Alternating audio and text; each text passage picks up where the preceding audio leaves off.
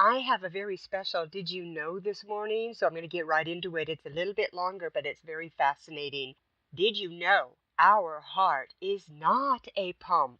In 1932, blood was filmed in the very early embryo, circulating in self-propelled mode in spiraling streams before the heart was functioning. In 1920, in Switzerland, it had been pointed out in lectures to medical doctors that the heart was not a pump forcing inert blood to move by pump pressure, but that the blood was propelled with its own biological momentum, as can be seen in the embryo, and that the heart boosts momenta to the major organs of the lungs and the brain. It was also stated that the pressure, the pulse, does not cause the blood to circulate, but is caused by the interruptions of the circulation through the boost. The accepted theory of pressure propulsion accepts that the heart, an organ weighing about 2/3 of a pound, is supposed to pump some 8,000 liters, that's 2,113 gallons of blood per day at rest, and much more during activity without fatigue. In terms of capillary flow, according to the commonly understood principle of pressure propulsion, the heart is performing an even more prodigious act of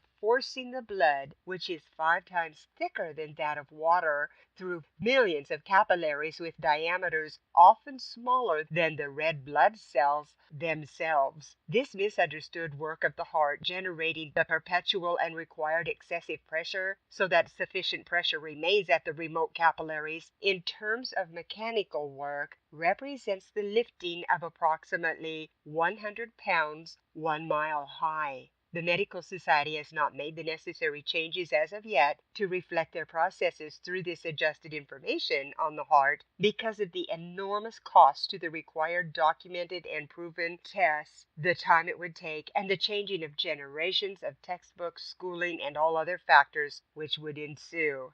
For my fellow knowledge buffs, there is a link to this complete and outstanding article in this show's text on my corporate website, amritanicolemarketing.com. Oh my gosh, I have had an interesting week. So let me alert you once again that to choose loyalty, diligence, and sincerity to the path of right living is to invite gales of circumstances as your boot camp training ground. Without such opportunities of battle, how will your new skills grow, and how would you know your prowess as a warrior, as a soldier? The principles never fail you.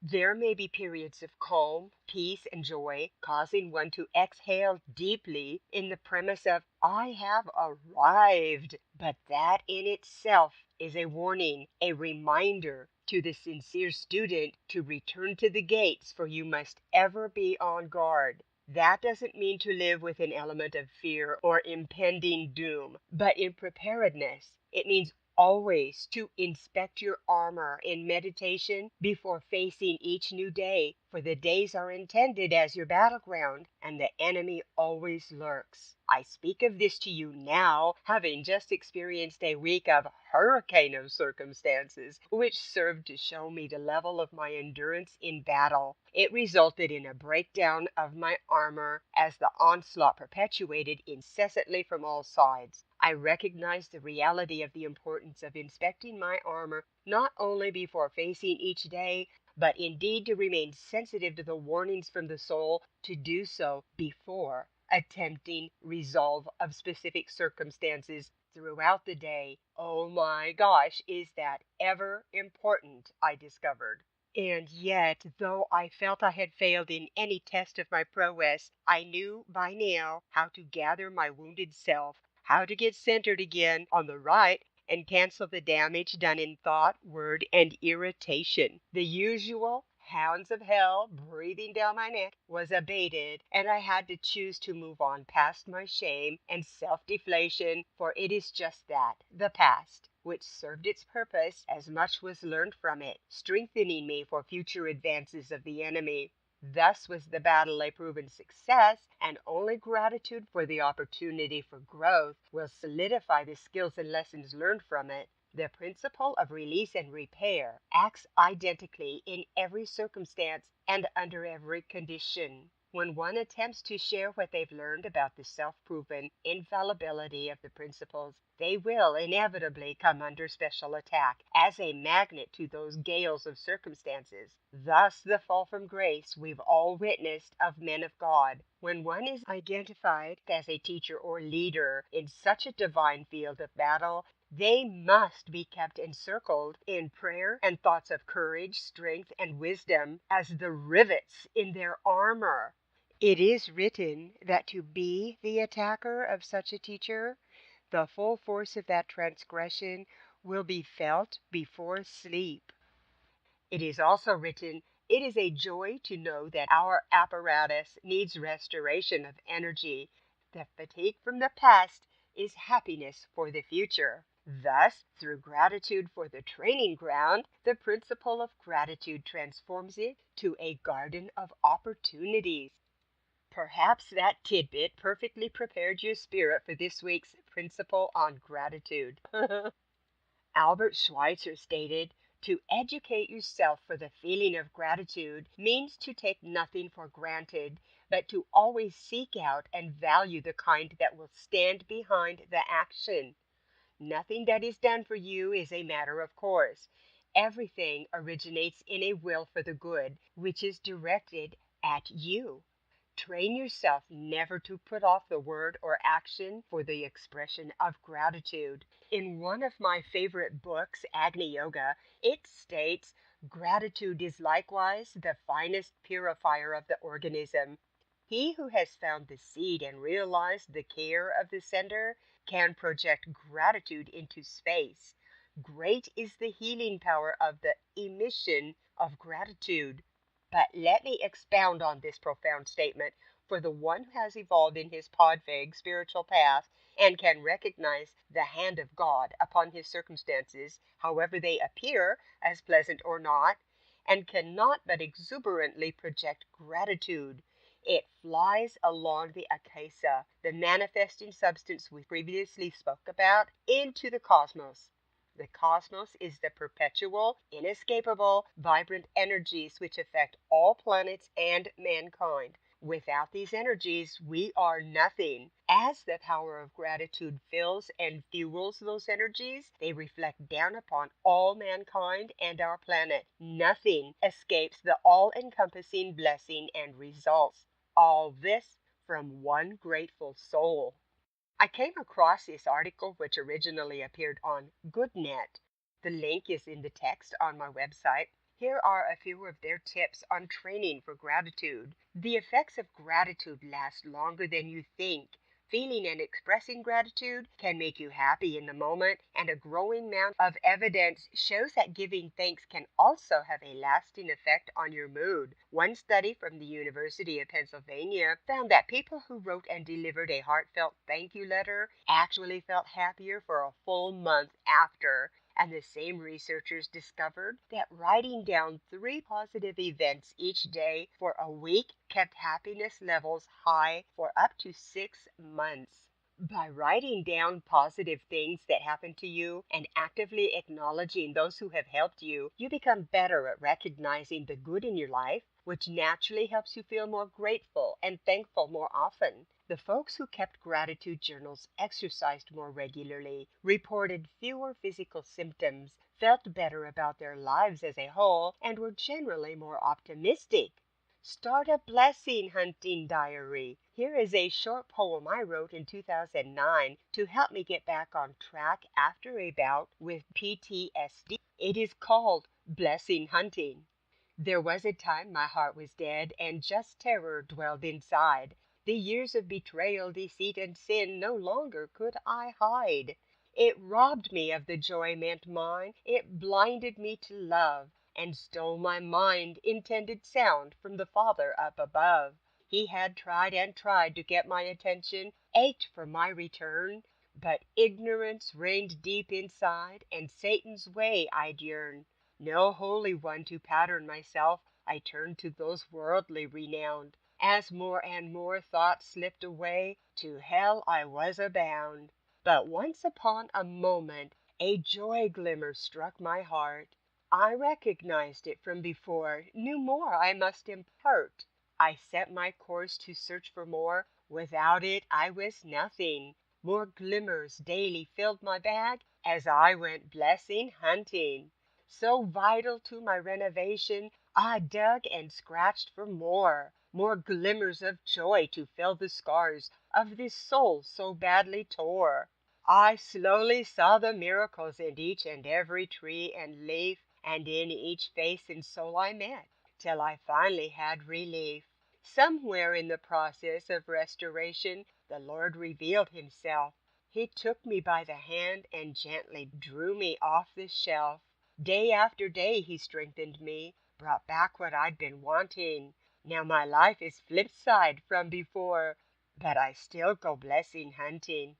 Of course, the actual goal isn't to have a notebook full of your declarations of gratitude, but rather to make gratitude a default feeling.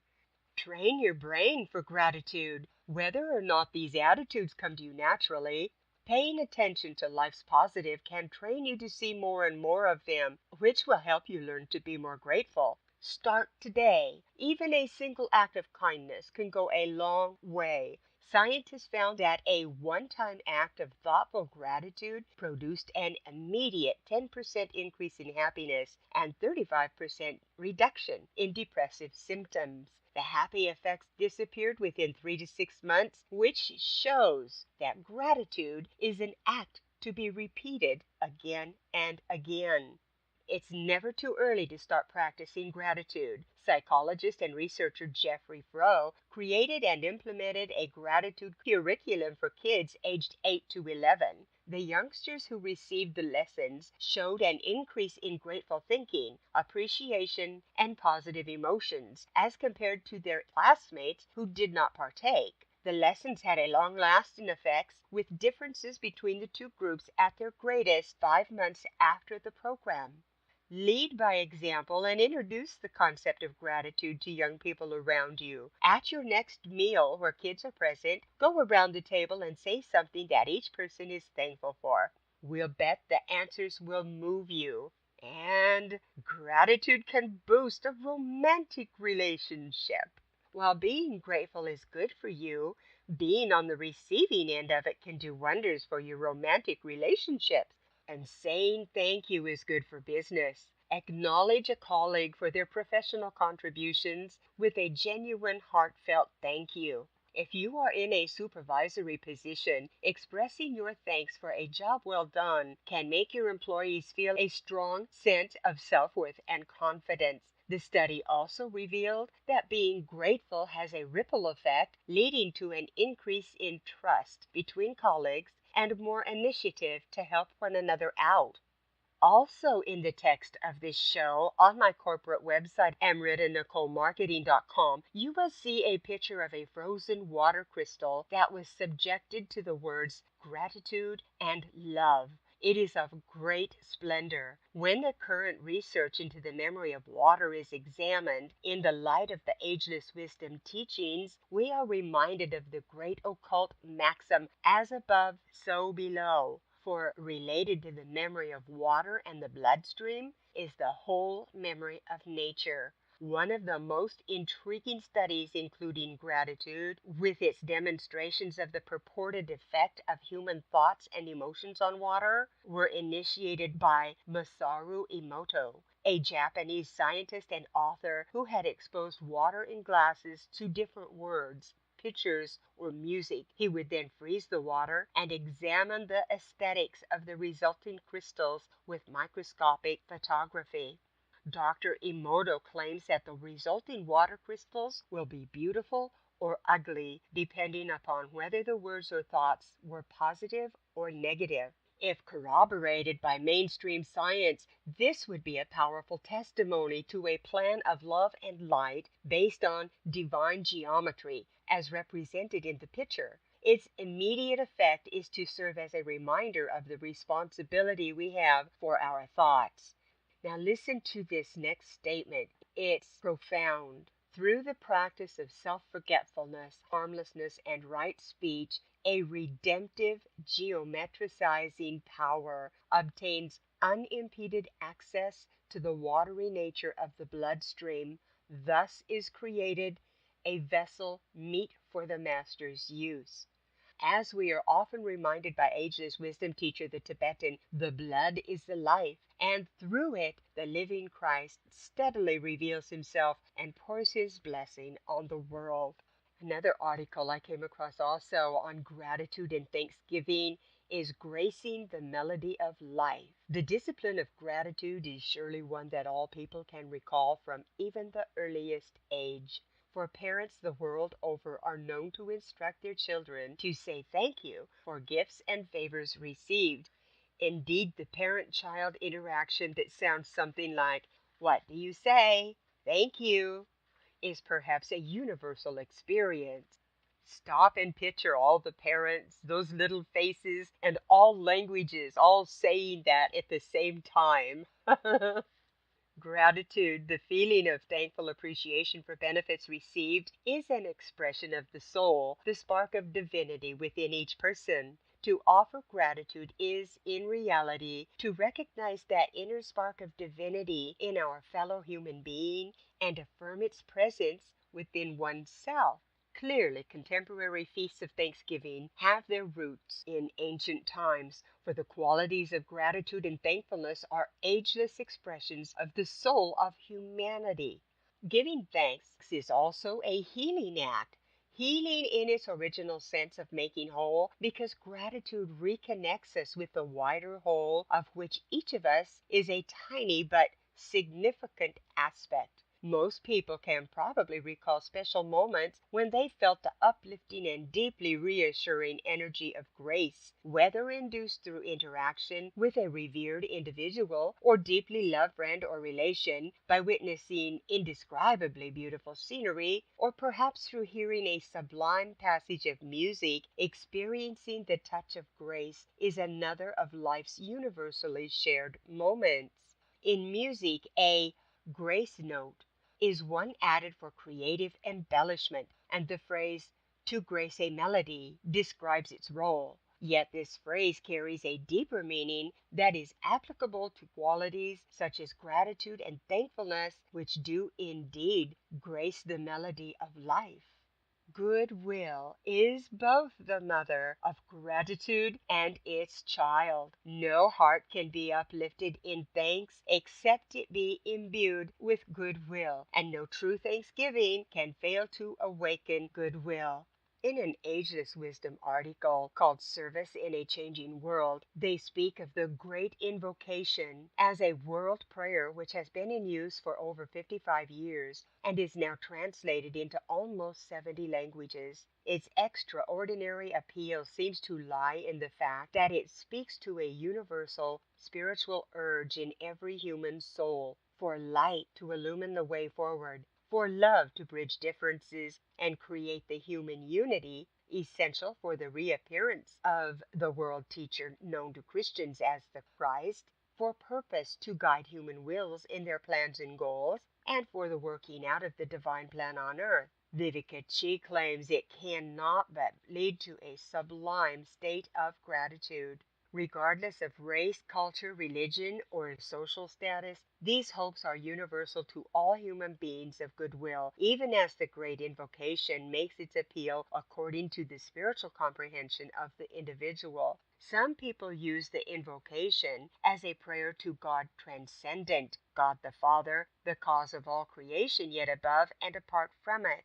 Others work with the Great Invocation as a meditation exercise, employing visualization techniques to plumb the deeper implications behind the words which encompass 7 basic thought forms or concepts. Through this approach, God immanent, the fragment of divinity within the human soul, is recognized. And there is still another level on which the Great Invocation is used, that of the spiritual hierarchy, those who have mastered the world of human life and who now stand behind human affairs and stimulate human evolution through the responsiveness of those servers who are committed to world betterment. One reason for the potency of the great invocation is that it stimulates that which is highest and best in every human being. Rather than attacking the evil in the world, it seeks to mobilize human goodness in the urge to goodwill, sharing, and the establishment of true peace. I read it to you now, but you may copy it from the text of this show on my corporate website, amritanicolemarketing.com. The Great Invocation. From the point of light within the mind of God, let light stream forth into human minds. Let light descend on earth. From the point of love within the heart of God, let love stream forth into human hearts. May Christ return to earth. From the center where the will of God is known, let purpose guide all the little human wills, the purpose which the masters know and serve. From the center, which we call the human race, let the plan of love and light work out, and may it seal the door where evil dwells. Let light, love, and power restore God's plan on earth. If we visualize the traditional Thanksgiving scene where the family has gathered in thankfulness for the bounty of the harvest, we see the spontaneous and natural sharing of the gift of abundance which has been bestowed. Gratitude spiritually expressed results in sharing, and it will be in the gathering of the human race around the table of economic prosperity to share in the abundance of the world harvest that world peace will be found.